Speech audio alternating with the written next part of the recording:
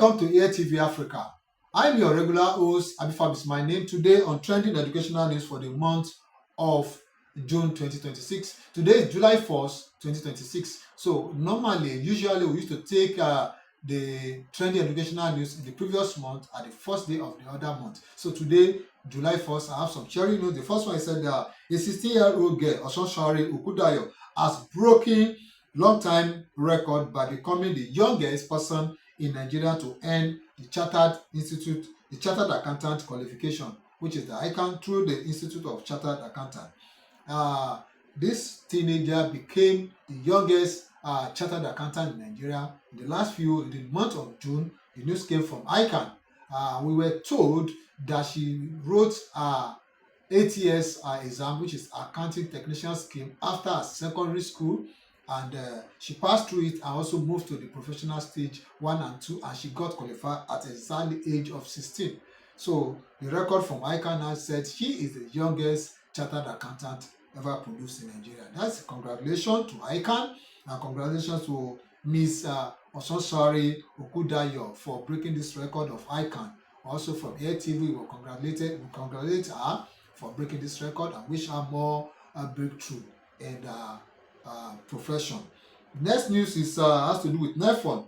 NENFUND condemned unethical practice by some tertiary institutions through the Nigerian Educational Loan Fund, NENFUND, has noted with concern report of some tertiary institutions delaying or refusing to refund students whose tuition fee had already been paid before the NENFUND disbursement came, and as well as arbitrary increase in tuition fee and other charges. Yes, this news came when the president of NAS, the National Association of Nigerian Students, came accusing a particular institution of arbitrarily increasing their fee from a particular amount. It's a polytechnic from the OND1 and HND1 student, and also for those who have paid and the school refused to disburse back refund back their money, which also NENFUND has also paid. So the NENFUND management has called on all tertiary institutions in Nigeria to stop this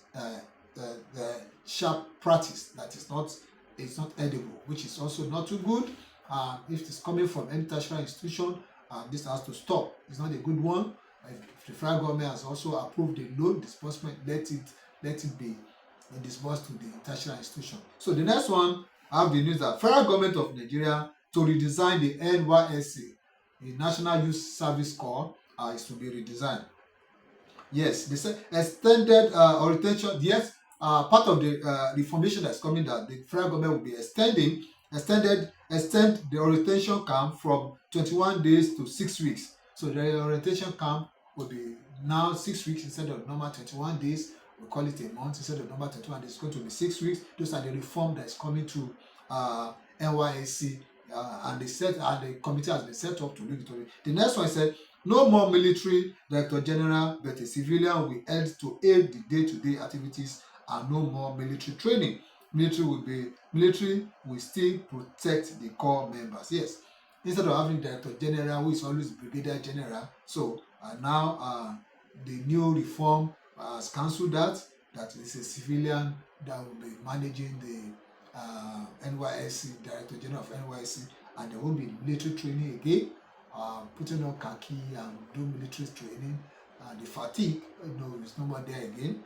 And the federal government said the core members will also be protected by the military, but no more military training. The next one said the call-up letter will now be done with ICT, not on paper. The call-up letter after the service that you go online, you go to fill and you get your call-up letter. I said the call-up letter will not be on paper again, it's going to be ICT.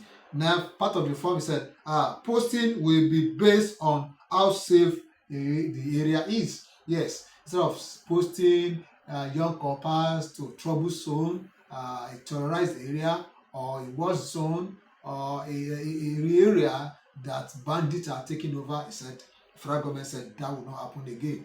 Those areas will be restricted. And so far it is known that those areas are not safe for youth, so the youth will not be posted there again.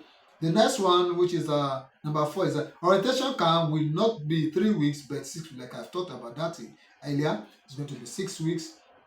Initial camp will be 6 weeks. And more on leadership. They said the training at the camp and the NYSC program is going to be on leadership training, starting a business, digital skill, content creation, and social media knowledge, special career tracks. Also, with part of what is going to be included in the new curriculum or new scheme for NYSC, that's National Youth Service Corps. It's not going to be abolished, but there's going to be a reform.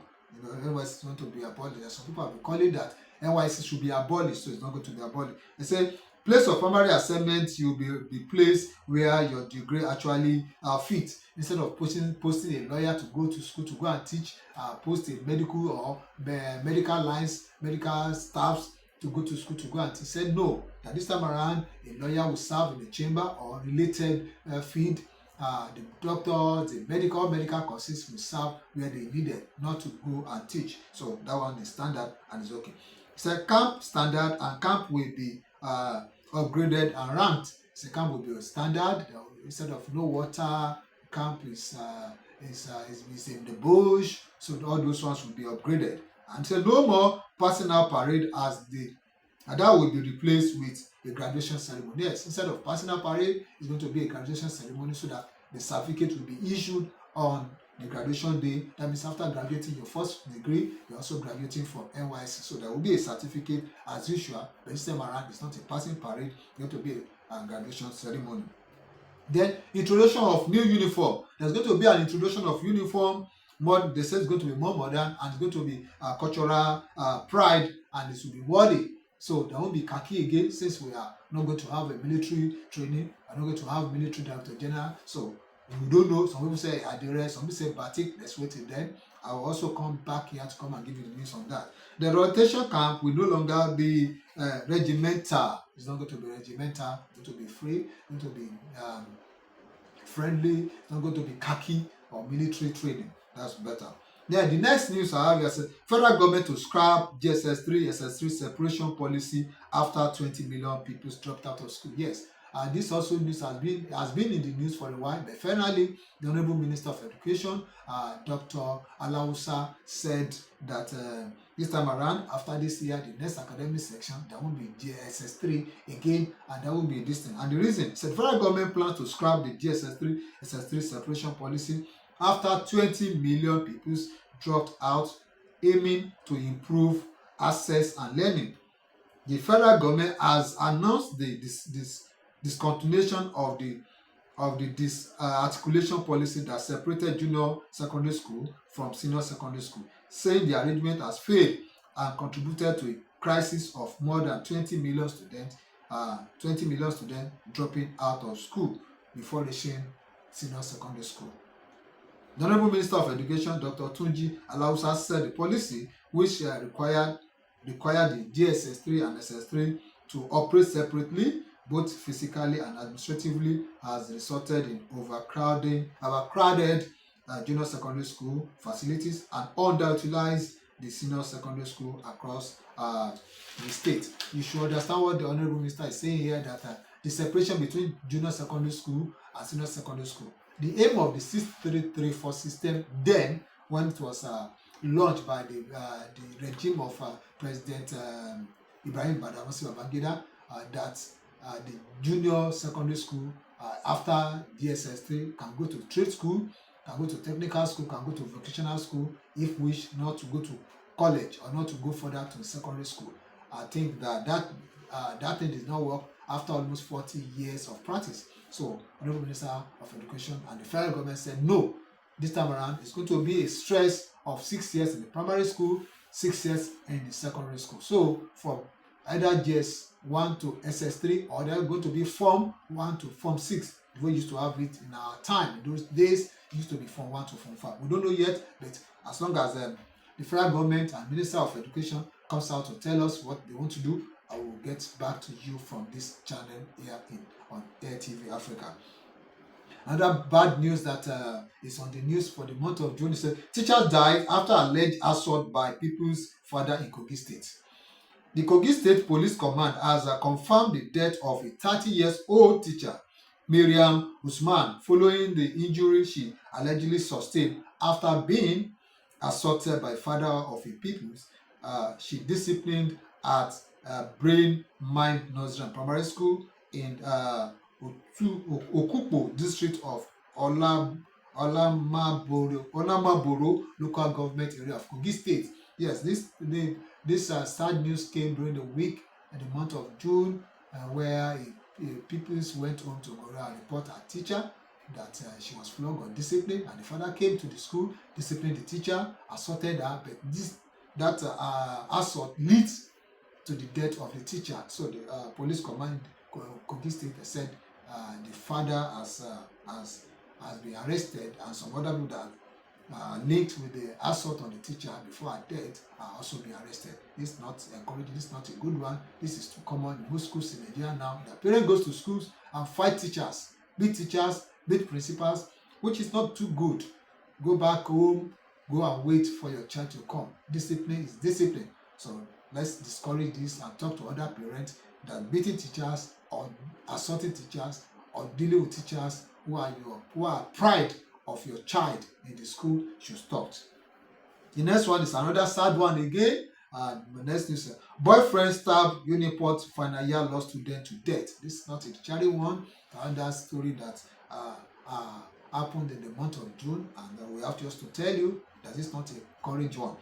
A 21-year-old final year law student of the University of Port Harcourt, identified as Abibatu Aruwa, was allegedly stabbed to death by her boyfriend in Warri in Delta State.